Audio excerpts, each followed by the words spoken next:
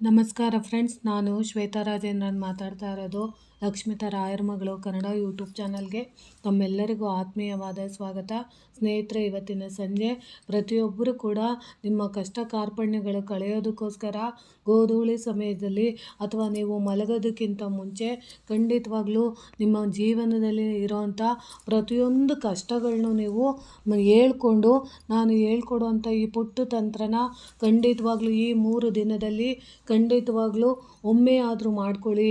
ಇವತ್ತು ಸಂಜೆ ಮಾಡ್ಕೊಳ್ಳಿ, ಇಲ್ಲ ನಾಳೆ ಬೆಳಗ್ಗೆ ಮಾಡ್ಕೊಳ್ಳಿ, ಇಲ್ಲ ನಾಳೆ ಸಂಜೆ ಮಾಡ್ಕೊಳ್ಳಿ, ಇಲ್ಲ ನಾಡಿದ್ದು ಬೆಳಗ್ಗೆ ಇಲ್ಲ ನಾಡಿದ್ದು ಸಂಜೆ ಒಳಗಡೆ ಖಂಡಿತವಾಗ್ಲೂ ಈ ಪುಟ್ಟ ತಂತ್ರನ ಮಾಡ್ಕೊಳ್ಳಿ. ಯಾಕಂದರೆ ನಿಮ್ಮಲ್ಲಿರೋ ಕಷ್ಟಗಳೆಲ್ಲ ಪರಿಹಾರಕ್ಕೆ ನೀವು ಎಲ್ಲೆಲ್ಲೋ ಹೋಗಿ ದುಡ್ಡು ಕಾಸನ್ನ ಜಾಸ್ತಿ ಖರ್ಚು ಮಾಡೋ ಅವಶ್ಯಕತೆ ಇಲ್ಲ.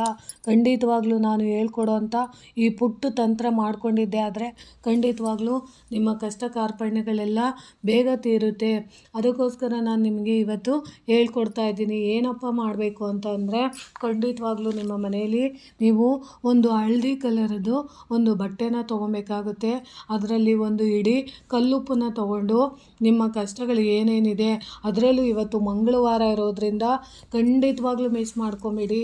ಯಾಕಂದರೆ ಯಾವುದೇ ಒಂದು ಋಣಾತ್ಮಕ ಬಾಧೆಗಳು ಅಥವಾ ಕಷ್ಟ ಕಾರ್ಪಣ್ಯಗಳಿಂದ ನಾವು ಮುಕ್ತಿ ಹೊಂದಬೇಕು ಅಂದರೆ ಪಿತೃಶಾಪಗಳಿರಬೇಕು, ಪಿತೃಶಾಪಗಳು ಹೋಗಬೇಕು, ಗ್ರಹಬಾಧೆಗಳೆಲ್ಲ ನಿವಾರಣೆ ಆಗಬೇಕು, ಮತ್ತು ನಮ್ಮಲ್ಲಿರೋ ಅಂತಹ ಅಕ್ಕಪಕ್ಕದವರ ಶತ್ರುಗಳ ಕಾಟ ನಿವಾರಣೆ ಆಗಬೇಕು.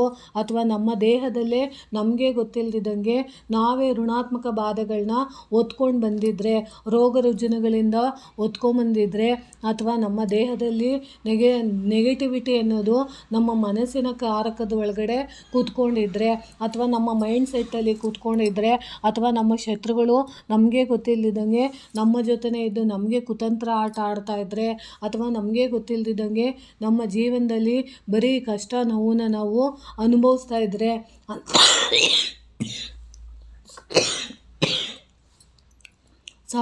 ಅಂಥ ದೋಷಗಳೆಲ್ಲ ಹೋಗಬೇಕು ಅಂತ ಅಂದರೆ ನೀವು ಒಂದು ಹಳದಿ ಬಣ್ಣದ ಒಂದಿಷ್ಟಗ್ಲದ್ದು ಬಟ್ಟೆನ ತೊಗೊಂಡು ಆ ಬಟ್ಟೆ ಒಳಗಡೆ ಒಂದು ಇಡೀ ಕಲ್ಲುಪ್ಪನ್ನ ತೊಗೊಂಡು ಅದನ್ನು ಕಲ್ಲುಪ್ಪನ್ನ ಅದ್ರ ಮೇಲೆ ಹಾಕಿ, ತದನಂತರ ಒಂದು ವೈಟ್ ಶೀಟು ಅಂದರೆ ಒಂದು ಬಿಳಿ ಬಣ್ಣದ ಪೇಪರ್ನ ನೀವು ತಗೊಂಡು ಅದರಲ್ಲಿ ನಿಮ್ಮ ಮನೆಯಲ್ಲಿರೋ ಅಂಥ ಕೆಂಪು ಕಲರ್ ಅಂದರೆ ಕೆಂಪು ಮಾರ್ಕರ್ ಪೆನ್ನಿಂದ ಅಥವಾ ಕೆಂಪು ಸ್ಕೆಚ್ ಪೆನ್ನಿಂದ ಅಥವಾ ರೆಡ್ ಪೆನ್ ಅಂದರೆ ಕೆಂಪು ಕಲರಿಂದ ಕೂಡಿರಬೇಕು ಅಂಥ ಪೆನ್ನಿನಿಂದ ನೀವು ಏನು ಮಾಡಬೇಕು ಅಂದರೆ, ನಿಮ್ಮ ಕಷ್ಟಗಳು ಏನೇನಿದೆ, ನಿಮಗೆ ಮದುವೆ ಆಗ್ತಾ ಇಲ್ವಾ, ಮಕ್ಕಳಾಗ್ತಾ ಇಲ್ವಾ, ಜಾಬ್ ಸಿಗ್ತಾ ಇಲ್ವಾ, ಅಥವಾ ಶತ್ರುಗಳ ಕಾಟ ಇದೆಯಾ, ಅಥವಾ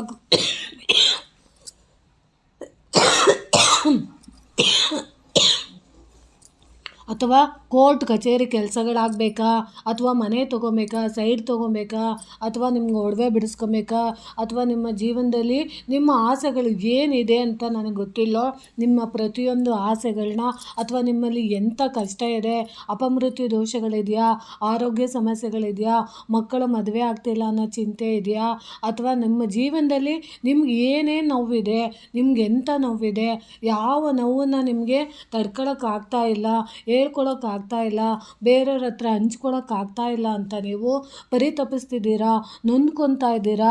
ಆ ನೋವನ್ನೆಲ್ಲನೂ ನೀವು ಒಂದು ಬಿಳಿಯ ಹಾಳೆಯಲ್ಲಿ ನೀವು ಕೆಂಪು ಪೆನ್ನಿಂದ ನಿಮ್ಮ ಪ್ರತಿಯೊಂದು ಕಷ್ಟನೂ ನೀವು ಇವತ್ತು ರಾಯರ ಇರೋಂಥ ಫೋಟೋದ ಮುಂದೆ, ನಿಮ್ಮ ಮನೆಯಲ್ಲಿರೋ ಅಂತಹ ಫೋಟೋ, ರಾಯರ ಮೂಲ ವಿಗ್ರಹದ ಮುಂದೆ, ನಿಮ್ಮ ಮನೆಯಲ್ಲಿ ಅಕಸ್ಮಾತು ನಿಮ್ಮ ಮನೆಯಲ್ಲಿ ಫೋಟೋ ಇಲ್ಲ ಅಂದರೆ ಇವತ್ತು ವಿಡಿಯೋ ನೋಡಿರೋ ಅಂಥವ್ರು ನಾಳೆ ದಿನ ನೀವು ನೀವು ರಾಯರ ಮಠದಲ್ಲಿ ಬೆಳಗ್ಗೆ ಹೋಗಿ ರಾಯರ ಮಠದಲ್ಲಿ ಎಲ್ಲಾದರೂ ಒಂದು ಕಡೆ ಜಾಗ ಅಂತ ಇದ್ದರೆ ನಾನು ಹೇಳಿರೋ ಅಂಥದ್ದನ್ನ ಮಾಡ್ಬೋದು. ಅಕಸ್ಮಾತು ರಾಯರ ಮಠಗಳಲ್ಲಿ ಕೆಲವೊಂದು ಕಡೆ ಅಲೋ ಇರೋದಿಲ್ಲ ಇಂಥದ್ದೆಲ್ಲ ಮಾಡೋದಕ್ಕೆ. ಅದಕ್ಕೋಸ್ಕರ ನೀವು ಎಲ್ಲಾದರೂ ಒಂದು ನಿರ್ಜನ ಪ್ರದೇಶದಲ್ಲಿ ಅಂದರೆ ರಾಯರ ಮಠಗಳು ಮುಂದೆ ಇರುತ್ತೆ, ಅದಾದಮೇಲೆ ನಿರ್ಜಲ ಪ್ರದೇಶಗಳಿರೋ ಅಂಥ ಟೈಮಲ್ಲಿ ಆ ಕಲ್ಲುಪ್ಪು ಇರುತ್ತಲ್ಲ, ಒಂದು ಹಳದಿ ಬಣ್ಣದ ಬಟ್ಟೆಯಲ್ಲಿ ನೀವು ಕಲ್ಲುಪ್ಪನ್ನು ಹಾಕ್ಕೊಂಡಿರ್ತೀರಲ್ಲ, ಆ ಕಲ್ಲುಪ್ಪಿನ ಒಳಗಡೆ ನೀವು ಬರೆದಿರೋ ಅಂಥದ್ದು ಅಂದರೆ ಒಂದು ಬಿಳಿಯ ಹಾಳೆಯ ಮೇಲೆ ಕೆಂಪು ಬಣ್ಣದಿಂದ ನಿಮ್ಮ ಕಷ್ಟ ಕಾರ್ಪಣ್ಯಗಳನ್ನೆಲ್ಲ ಬರೆದಿರೋ ಅಂಥದ್ದನ್ನ ನೀವು ಅದ್ರ ಒಳಗಡೆ ಇಟ್ಟು, ತದನಂತರ ನೀವು ಆ ಗಂಟನ್ನ ನೀವು ಗಂಟಾಕಿ ಆ ಕಲ್ಲುಪ್ಪಿನ ಜೊತೆ ನೀವು ಕಟ್ಟಿ ಅದನ್ನು ಗಂಟಾಕಬೇಕು. ಹಾಕಿ ಅದ್ರ ಜೊತೆ ನೀವು ಆ ಕಲ್ಲುಪ್ಪು ಹಾಕಿರೋ ಗಂಟನ್ನು ನೀವು ಹಿಡ್ಕೊಂಡು ಓಂ ಶ್ರೀ ರಾಘವೇಂದ್ರಾಯ ನಮಃ, ಓಂ ಶ್ರೀ ರಾಘವೇಂದ್ರಾಯ ನಮಃ, ಓಂ ಶ್ರೀ ರಾಘವೇಂದ್ರಾಯ ನಮಃ, ಓಂ ಶ್ರೀ ರಾಘವೇಂದ್ರಾಯ ನಮಃ, ಓಂ ಶ್ರೀ ರಾಘವೇಂದ್ರಾಯ ನಮಃ, ಓಂ ಶ್ರೀ ರಾಘವೇಂದ್ರಾಯ ನಮಃ, ಓಂ ಶ್ರೀ ರಾಘವೇಂದ್ರಾಯ ನಮಃ, ಓಂ ಶ್ರೀ ರಾಘವೇಂದ್ರಾಯ ನಮಃ, ಓಂ ಶ್ರೀ ರಾಘವೇಂದ್ರಾಯ ನಮಃ ಅಂತ 108 ಸರಿ ನೀವು ಹೇಳ್ಕೊಂಡು, ತದನಂತರ ಅದನ್ನು ನೀವು ಅದ್ರ ಮೇಲೆ ನೀವು ಒಂದು ಕರ್ಪೂರನ ಇಟ್ಟು ಅದನ್ನು ನೀವು ಸುಟ್ಟಾಕಬೇಕಾಗುತ್ತೆ. ಯಾವ ರೀತಿ ನೀವು ಉಪ್ಪಿನ ಸಮೇತ ನೀವು ಆ ಬಿಳಿಯ ಹಾಳೆಯಲ್ಲಿ ಬರೆದಿರೋ ಅಂತಹ ಕಷ್ಟದ ಚೀಟಿನ ನೀವು ಸುಟ್ಟಾಕ್ತಿರೋ, ಆ ರೀತಿ ನಿಮ್ಮ ಕಷ್ಟಗಳೆಲ್ಲ ಇವತ್ತಿಂದನೇ ನಿಮಗೆ ಎಲ್ಲ ಸುಟ್ಟೋಗೋ ಅಂಥದ್ದು ಆಗುತ್ತೆ. ಅಂದರೆ ಕಷ್ಟ ನಿವಾರಣೆ ಆಗಿ ನಿಮ್ಮ ಜೀವನದಲ್ಲಿ ಬೆಳಕು ಮೂಡೋದಕ್ಕೆ ಖಂಡಿತವಾಗ್ಲೂ ಸಹಾಯ ಮಾಡಿಕೊಡುತ್ತೆ. ಯಾಕಂದರೆ ರಾಯರ ಅದ್ಭುತವಾದ ಮಂತ್ರ ನಿಮಗೆ ಖಂಡಿತವಾಗ್ಲೂ ಪ್ರೇರಣೆ ನೀಡುತ್ತೆ. ಇದು ತುಂಬಾ ಸಹಕಾರಿಯಾಗಿ ಕೆಲಸ ಮಾಡುತ್ತೆ. ಖಂಡಿತವಾಗ್ಲೂ ಇವತ್ತಿನ ಸಂಜೆ ಖಂಡಿತವಾಗ್ಲೂ ಮಾಡ್ಕೊಳ್ಳಿ. ಅದರಲ್ಲೂ ನಿಮಗೆ ಎಲ್ಲಿ ಅನುಕೂಲ ಆಗುತ್ತೋ, ಮನೆಯ ಮುಂದೆ ಮಾಡ್ಕೊತೀನಿ ಅಂದರೆ ಮನೆಯಲ್ಲೇ ಮಾಡ್ಕೊಬೋದು. ಇಲ್ಲ ಅಂತ ಅಂದರೆ ನಿಮ್ಮ ಮನೆಯ ಆಸುಪಾಸು ಅಂದರೆ ನಿಮ್ಮ ಮನೆ ಸುತ್ತಮುತ್ತ ಸ್ವಲ್ಪ ಜಾಗ ಇದ್ದರೆ ಅಲ್ಲೂ ಕೂಡ ಮಾಡ್ಕೊಬೋದು. ಇಲ್ಲ ರಾಯರ ಮಠಗಳ ಎದುರಿಗೆ ಜಾಗ ಇದೆ ಅಂದರೆ ಅಲ್ಲೂ ಕೂಡ ನೀವು ಮಾಡ್ಕೊಬೋದು. ಉಪ್ಪು ಬಂದು ಋಣಬಾಧೆಗಳನ್ನು ನಿವಾರಿಸುತ್ತೆ, ಗ್ರಹ ಬಾಧೆಗಳನ್ನು ನಿವಾರಿಸುತ್ತೆ. ಯಾರೋ ನಿಮಗೆ ಶಾಪ ಹಾಕಿರೋದಿರ್ಬೋದು, ಅಥವಾ ನಿಮಗೆ ಲಕ್ಷ್ಮೀ ನಾರಾಯಣರ ಅಂದರೆ ನರಸಿಂಹದೇವರ ಕೃಪೆ ನಿಮಗೆ ಪಾತ್ರರಾಗುತ್ತೆ. ಎಂಥದ್ದೇ ಋಣಬಾಧೆಗಳಿದ್ರು, ಎಂಥದ್ದೇ ಮಾಟ ಮಂತ್ರಗಳ ಶಕ್ತಿ ಇದ್ದರೂ, ಶತ್ರುಗಳ ಕಾಟಗಳಿದ್ರೂ, ಅಥವಾ ನಿಮ್ಮ ಜೀವನದಲ್ಲಿ ನಿಮ್ಮ ಸ್ನೇಹಿತರು ನಿಮಗೆ ಮೋಸ ಮಾಡಿರೋದಿರ್ಬೋದು, ಅಥವಾ ನಿಮ್ಮ ಜೀವನದಲ್ಲಿ ಪ್ರತಿಯೊಂದರಲ್ಲೂ ಬರೀ ಸೋಲು ಅಂತ ಅನುಭವಿಸ್ತಾ ಇರೋವಂಥವ್ರು ಖಂಡಿತವಾಗ್ಲೂ ಈ ಪುಟ್ಟ ತಂತ್ರನ ಇವತ್ತಿನ ಸಂಜೆ ಮಾಡ್ಕೊಳ್ಳಿ. ಇಲ್ಲಿ ನೀವು ಖರ್ಚು ಮಾಡಬೇಕಾಗಿರೋದು ಏನೂ ಇಲ್ಲ. ಒಂದು ವೈಟ್ ಶೀಟನ್ನ ತಗೊಳ್ಳಿ. ಆ ವೈಟ್ ಶೀಟಲ್ಲಿ ಕೆಂಪು ಬಣ್ಣದ ಪೆನ್ನು ಅಂದರೆ ರೆಡ್ ಕಲರ್ದು ಇಂಕಿನ ಪೆನ್ನಿನಿಂದ ನಿಮ್ಮ ಏನೇನು ಕಷ್ಟಗಳಿದೆ ಆ ಕಷ್ಟಗಳು, ನೋವುಗಳು ಪ್ರತಿಯೊಂದನ್ನು ಬರೆದು ಅದನ್ನು ಒಂದು ರೋಲ್ ಥರ ಸುತ್ತಬಿಟ್ಟು ಒಂದು ಹಳದಿ ಬಟ್ಟೆ ತಗೊಂಡು ಅದಕ್ಕೆ ಕಲ್ಲುಪ್ಪನ್ನ ಒಂದು ಹಿಡಿ ಹಾಕಿ ಅದರೊಳಗೆ ಅದನ್ನು ಇಟ್ಟು ಅದಕ್ಕೆ ಒಂದು ಹಗ್ಗ ಕಟ್ಟಿ ಅಥವಾ ಒಂದು ದಾರದಿಂದ ಆ ಗಂಟನ್ನು ಕಟ್ಟಿ 108 ಸರಿ ಓಂ ಶ್ರೀ ರಾಘವೇಂದ್ರಾಯ ನಮಃ ಅಂತ ಹೇಳಿ ಅದ್ರ ಮೇಲೆ ಒಂದು ಕರ್ಪೂರ ಇಟ್ಟು ಅದ್ರ ಮೇಲೆ ನೀವು ಅದನ್ನು ನೀವು 108 ಸರಿ ಶ್ರೀ ರಾಘವೇಂದ್ರಾಯ ನಮಃ ಅಂತ ಹೇಳಿ ಅದನ್ನು ನೀವು ಸುಟ್ಟಾಕೋದ್ರಿಂದ ಖಂಡಿತವಾಗ್ಲೂ ನಿಮ್ಮ ನೋವುಗಳು ಎಂಥ ಕಷ್ಟ ಕಾರ್ಪಣ್ಯಗಳಿದ್ರೂ ಅದು ಖಂಡಿತವಾಗ್ಲೂ ದೂರ ಆಗುತ್ತೆ ಅಂತ ನಾನು ತಿಳಿಸೋಕ್ಕೆ ಇಷ್ಟಪಡ್ತೀನಿ. ಖಂಡಿತವಾಗ್ಲೂ ಇದನ್ನು ಮಾಡ್ಕೊಳ್ಳಿ. ಯಾಕಂದರೆ ಒಳ್ಳೆಯ ಮುಹೂರ್ತದಲ್ಲಿ, ಒಳ್ಳೆಯ ಸಮಯದಲ್ಲಿ, ಒಳ್ಳೆಯ ನಕ್ಷತ್ರಗಳಿರುವಾಗ ನಾವು ಇಂಥ ಪುಟ್ಟ ತಂತ್ರಗಳನ್ನ ಮಾಡಿದಾಗ ನಮಗೆ ನಿಜವಾಗ್ಲೂ ಜಾದೂ ರೀತಿ ಕೆಲಸ ಮಾಡುತ್ತೆ. ಅದರಲ್ಲೂ ಈ ಆರಾಧನೆ ಸಮಯದಲ್ಲಿ, ಅದರಲ್ಲೂ ಇವತ್ತು ತುಂಬ ವಿಶೇಷವಾಗಿ ಗುರುರಾಯರು ನಮ್ಮನ್ನು ಕಣ್ಣು ಬಿಟ್ಟು ನೋಡ್ತಾ ಇರ್ತಾರೆ. ಅದಕ್ಕೋಸ್ಕರ ನಾವು ಈ 3 ದಿನದಲ್ಲಿ ಇವತ್ತಾದರೂ ಮಾಡ್ಕೊಳ್ಳಿ, ನಾಳೆ ಮಾಡ್ಕೊಳ್ಳಿ, ನಾಡಿದ್ದು ಮಾಡ್ಕೊಳ್ಳಿ, ತುಂಬ ಪವಿತ್ರವಾದ ದಿನಗಳು. ಅದಕ್ಕೋಸ್ಕರ ನಾನು ನಿಮಗೆ ತಿಳಿಸ್ಕೊಡ್ತಾ ಇದ್ದೀನಿ. ಖಂಡಿತವಾಗ್ಲೂ ಮಾಡಿಕೊಂಡಾಗ ನಿಮಗೆ ಎಷ್ಟೋ ನಿಮ್ಮಲ್ಲಿರೋಂಥ ಕಷ್ಟ ಕಾರ್ಪಣ್ಯಗಳು, ನೋವುಗಳು ಎಲ್ಲ ನಿವಾರಣೆ ಆಗುತ್ತೆ. ಅದಕ್ಕೋಸ್ಕರ ನಾನು ನಿಮಗೆ ಇದನ್ನು ತಿಳಿಸ್ಕೊಟ್ಟಿದ್ದೀನಿ.